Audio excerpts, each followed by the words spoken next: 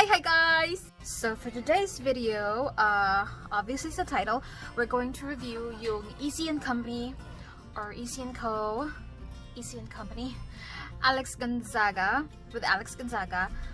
collection. So I bought yung 3 types of products na nilabas nila. So first up is yung kanilang highlighter slim stick. So this is what the box looks like. Cutie pie naman yung box. And ito yung slim stick. And meron pa siyang plastic, you guys. So make sure na yung bibilhin nyo nakaseal pa. Aside from the box na meron siya. I got the shade Celestial. And Issy and Company is cruelty-free, vegan, gluten-free, paraben-free, and dermatologist tested. So, eto na siya.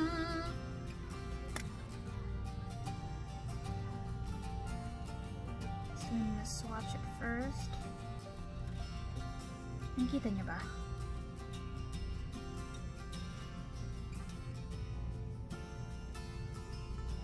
Ayan. So, I'm gonna try to apply it to areas na I usually highlight.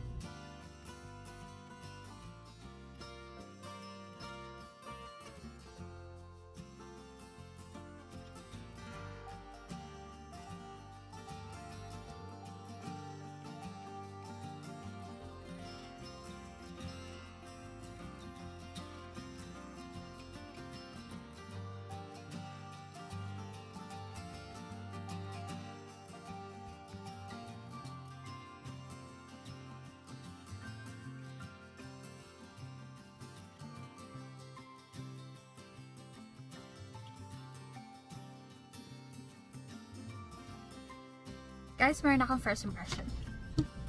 So, first impression ko sa kanya, I love that they were able to come up with the idea of having a stick highlighter. Kasi parang ang dalingang i-highlight itong mga points dito, yung dito, even your lips, ganyan. Although medyo masyogality pag dito sa sa cheeks mo, ganyan. I just don't like the formula kasi medyo matigas. Hindi siya creamy, guys. Parang may very slight tugging effect. This highlighter in particular is pang everyday highlight lang siya. Medyo mahirap siyang i-blend. Hindi siya ganun kalampot gaya ng gaya ng gusto ko sana. Gaya ng ina-expect ko sana. So, para sa price niya, parang hindi siya sulit, guys. I don't like it. Hindi siya worth it for me. Kasi yung eyeshadow sticks ng Everbalena, $195 lang isa nun. Mas creamy pa yung dye. Mas madali pang i-apply yun kesa dito sa highlighter na to. So, hindi ko napupusuan itong highlighter. I'm so sorry, Issy and Company. Okay, so that was not a good start. Next naman is this one right here. Ang ganda nung box actually. So we have the cream blush and I got the shade Good Girl. Ta-da! And this is what it looks like.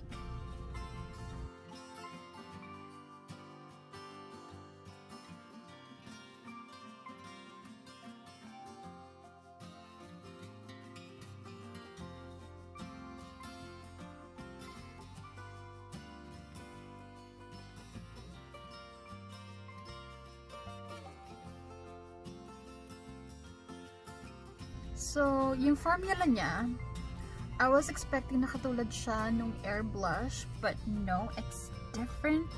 This one is parang mas mabalmy. Alam mo yan? Parang ganun feels. Pwede siya sa cheeks, sa lips, and as eyeshadows. Ooh, okay. Try natin sa lips. Ay, day. Ang light.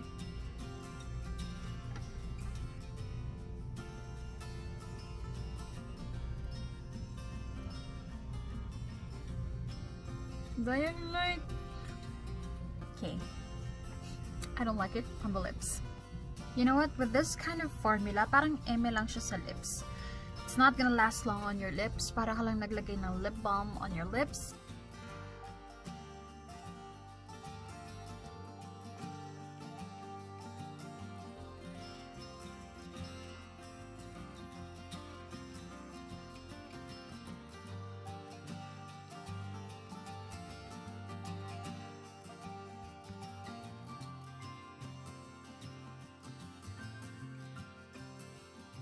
For 329, I think okay na siya sa price niya for 329. Oo, pero siguro isa lang pwede na. You don't have to get all the shades. Kasi aminin nyo, yung mga blushes, magkakaiba man sila sa sa packaging. Pero like pag in-apply mo na, parang nagmumukha rin silang pink on your cheeks. So, alamin mo muna, know what's best for your skin tone and then pick the right color depending on your skin tone. But you don't have to buy, you know, all the shades. Just one is enough. And okay to, I like it on the cheeks and as eyeshadows, although I'm not sure kung long lasting siya, pero dahil cream siya, I highly doubt that. Pero ang sagwa ng formula nito sa lips dye. Yun na. So, next product, eto talaga ang pinaka-excited ako is yung kanilang lip mousse. And, meron ba silang claim to fame? A soft lip mousse imparts ultra-intense yet weightless color payoff that also works well on the cheeks. It is formulated with rosehip oil and vitamin E, which help maintain the soft, youthful texture of the lips. Merong SPF 15 for additional lip protection. Gently apply a small amount across the lips using the applicator. To use as a blush, dot on the cheeks and then lightly pat. Okay, so this is a multi-purpose din pala. So I got the shade Private, hoping na it's the darkest. Ang ganda ng packaging, frosted glass. So nasa baba ang shade. So, tingnan nga natin to as a blush. This is the shade again, Private.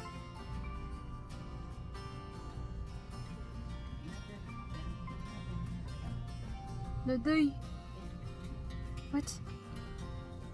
Ba't ang bilis mag-set? Seryoso ba to?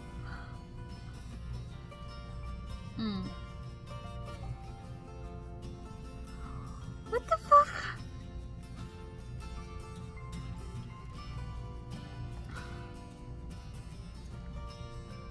Wow!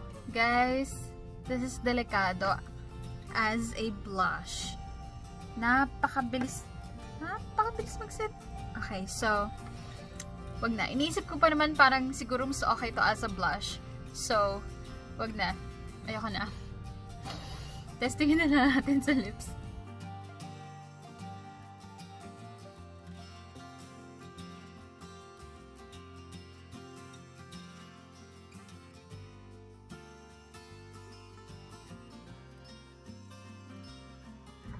Alam mo, hindi ko talaga matanggap. Imposible.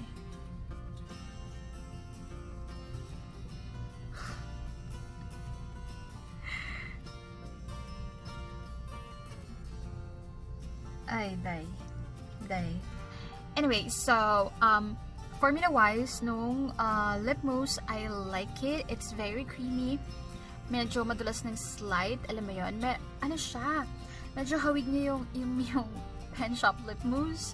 Pero tingnan natin kung ano to. This is more long lasting. This is more pigmented and everything. But the thing is, guys, isang pasadahang kain ko lang siya matitest because naka-ano ako ngayon, OMAD diet or 1 meal a day. So isang beses lang ako kakain. But I'll try to order different kinds of food para dun sa isang beses kong kain na yun, isang bagsakan na yun, na iba-ibang klase ng pagkain yung na-test natin. So, let's wait for it. I like that it's comfortable on the lips. Hindi siya drying. And hindi siya matte, no? Shiny, shimmering, splendid.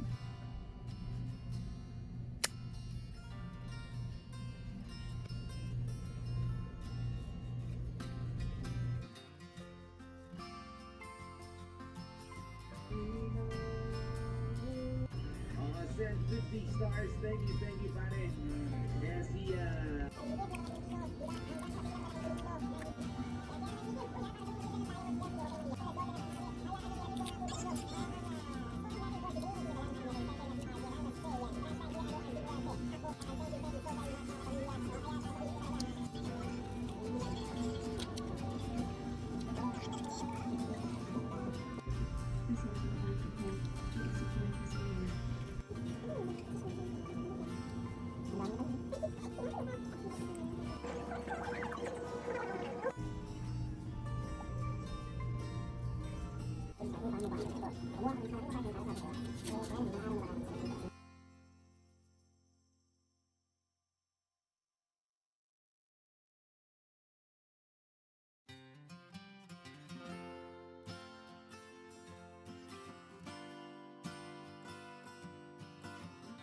Hey guys, so it's already the next day and it's time for me to say my final thoughts regarding the 3 products that we tried. So, uunahin ko na itong highlighter. I tried using it again today and hindi pa rin nagbabago opinion ko. I don't like this. This is not sulit for the price. Siguro okay. Ang okay lang dito is it's easy to highlight yung inner corners mo, ganyan-ganyan. Pero dahil mahirap siya i-blend, kailangan mabigat yung kamay mo para ma-blend siya sa pag ginamit mo dito or kahit sa nose mo. So, alam mo yon, hindi siya, kapag ka ganun, hindi sulit. Hindi sulit yung 300 plus pesos mo for this type of formula ng highlighter. Ang ganda sana nung concept na stick highlighter kasi very convenient siya to highlight certain areas na mahirap i-reach or mahirap i-highlight na maayos with just using your fingers or kailangan pa ng brush, paano kung on the go ka, diba? Maganda sana on the go product to, hindi lang maganda yung formula niya. So, it's a no for me. Next naman, ito ang kanilang blush. This is for the price of 349. I think okay naman siya. Okay naman siya, pero hindi mo naman kailangan kolektahin lahat ng kulay. Pili ka lang alin yung parang bagay sa skin tone mo. And ito, hanggang blush lang talaga to. Nakasulat din sa packaging na you can use it as a lip color, pero hindi siya, yung formula niya parang hindi naman magtatagal sa lips mo. Parang siyang lip balm lang. Ganong feels lang. And then sabi dito, you can also use it as an eyeshadow, pero parang nagka-crease kasi siya. So, kailangan mo pang i-set. Babawasan yung color niya kapag powder yung ginamit mo pang set. So, gagamitan mo rin ng another eyeshadow powder na same color. So, wala rin. So, ito, limit lang to as a blush for me. So, pag-isipan mo yon. Do not consider this as, you know, a 3-in-1 product. Kasi, for me, maganda lang siyang as a blush. Dito naman tayo sa kanilang lip mousse. And nakita naman sa Weartest na this shade in particular, it's a deep shade. I'm not sure about the lighter shades, pero this one, itong private, long-lasting naman siya. Para siyang merong lip tint effect.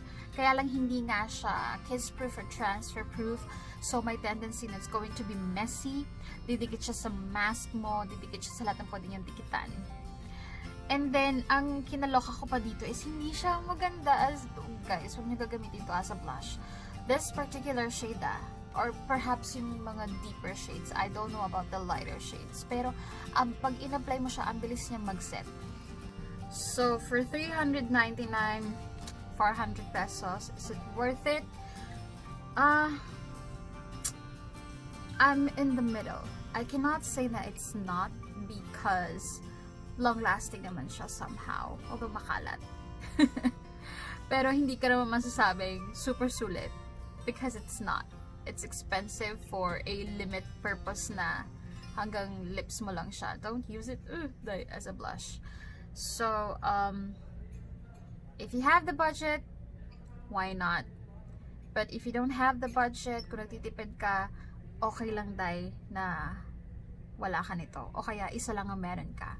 Isa, dalawa, ganyan. Pero for me, I think this is it for me. I'm not gonna buy any more shades. Because it's 400 pesos. And hindi naman ako super duper satisfied with the performance dun sa Weartest. It was long lasting, but It was quite messy. You know what I mean? So yeah, those are all my thoughts. Thank you so much for joining me in our little adventure, guys. So, subscribe to my channel, click the bell button kasi marami pa tayong pagsasamahan mga adventure in the future. Again, thank you so much for watching, and I'll see you in my next one. Bye bye!